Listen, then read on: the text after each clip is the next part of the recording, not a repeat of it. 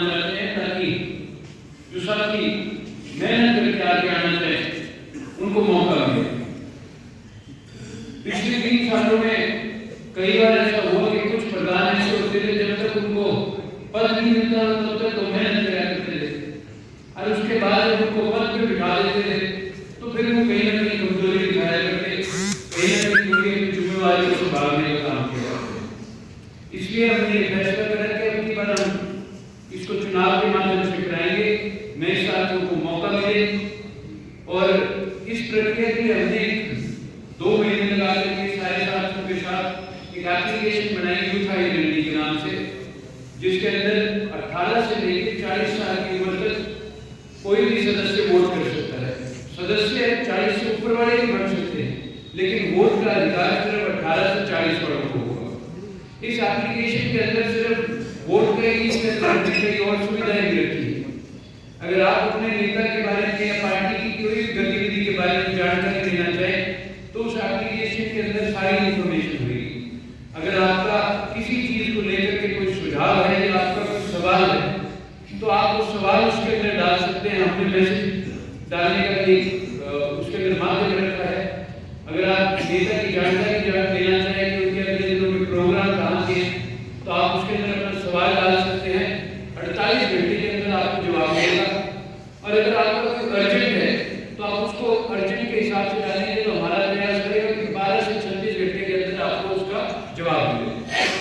उसके अलावा चुनाव की जो प्रक्रिया है वो कुछ इस प्रकार है कि अगर कोई हल्के का चुनाव लड़ने का इच्छुक है तो उसी हल्के का होना चाहिए, पहली शर्त ये है। और दूसरी, उसको कम से कम 1500 मेंबर बनाने पड़ेंगे। जो चुनाव लड़ना चाहेगा हम 2 दिनों में उसको एक आईडी इशू करेंगे। वो अपनी आईडी जब रेफरल आईडी अपने को देगा उसके माध्यम से वो मेंबर बना सकता है। तो हल्के के चुनाव के लिए कम से कम 1500 मेंबर बनाने आपको कंपल्सरी है। उसके बाद अगर जिले का चुनाव को लड़ने का इच्छुक है तो वो उसी जिले का होना चाहिए, और जिले के चुनाव के लिए कम से कम 5000 मेंबर उसको बनाने पड़ेंगे। ठीक उसी प्रकार प्रदेश का चुनाव लड़ने के लिए कम से कम 15000 मेंबर उस साथी को बनाने पड़ेंगे, तभी वो चुनाव लड़ने के योग्य होगा। हमने एक 5 मेंबरों की कमेटी इसके लिए चुनाव प्रक्रिया के लिए बनाई है। वो कमेटी के 5 मेंबरों का काम होगा कि जब सारे नॉमिनेशन आ जाएंगे उसमें छंटनी करके अच्छी तरह इस बात का चयन करना कि कौन कौन से साथी चुनाव लड़ने के योग्य है। अगर कहीं ये पाया जाता है कि कोई जाली मेंबर बना करके वोट दिलवा रहा है तो उसकी सदस्यता उसके लिए रद्द कर दी जाएगी। इस तरह से हमने कई इसमें नई चीजें रखी है। जहां युवा संगठन की बात है, मैं नौजवान साथियों आपसे निवेदन करूंगा कि ज्यादा से ज्यादा मेंबर बनाए। आज यहाँ पे जितने बुजुर्ग हमारे आगे बैठे हैं, मान करके चले जो इन्होंने जननायक चौधरी देवीलाल जी के साथ, चौधरी ओम प्रकाश चौटाला जी के साथ संघर्ष किया, लड़ाइयाँ लड़ी, इन्होंने कोई अपने स्वार्थ के लिए नहीं करे थे। वो संघर्ष इन्होंने हमारे उज्जवल भविष्य के लिए करे थे। आज कहीं ना कहीं हमारा फर्क पड़ता है, ऐसी निकम्मी सरकार इस प्रदेश में आकर के बैठ गई जो किसी वर्ग के लोगों को नहीं छोड़ रही।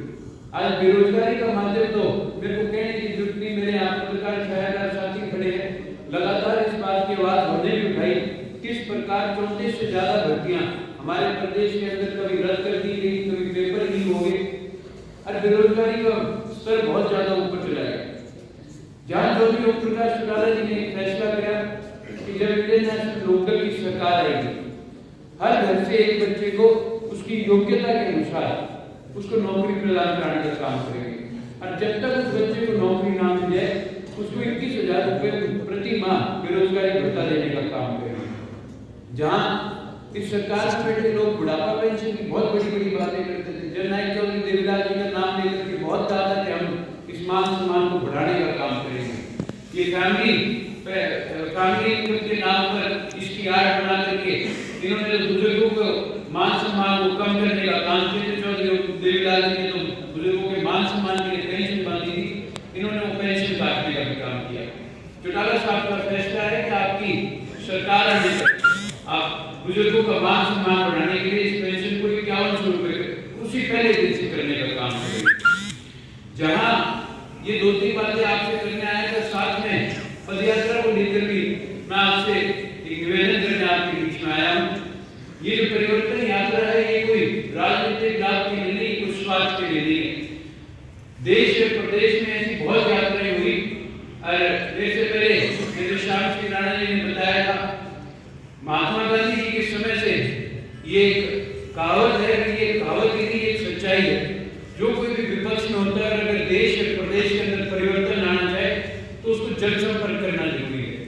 आप मान करके चले जाए, अभय सिंह चौटाला जी 90 के 90 हलकों में जाकर के लोगों से रूबरू होंगे, उनकी समस्याएं सुनेंगे और इस सरकार की कमजोरियों को लोगों के आगे रखेंगे, तो आपका संगठन इस बात से लेकर के मजबूत होगा। मैं नौजवान साथियों से खास तौर पर निवेदन करूंगा कि आप ज्यादा से ज्यादा संख्या में इस यात्रा में अपना योगदान दें, और खास तौर पर जब आपके करनाल में है तो आपकी जिम्मेवारी ज्यादा बढ़ जाती है। बाकी जब कभी समय निकले इस यात्रा में जरूर आइएगा। ये यात्रा पूरे प्रदेश की यात्रा है, कोई सिर्फ एक अपने इंडियन नेशनल लोकदल की यात्रा नहीं है। जहाँ ये यात्रा 90 के 90 हलकों में जाएगी, मैं युवा साथियों से निवेदन करूंगा कि 15-20 साथियों के नाम संधू साहब मेरे को जरूर दीजिएगा जो वॉलंटियर करना चाहे यात्रा में। हम नहीं कहते कि आप लगातार 7 महीने यात्रा करें,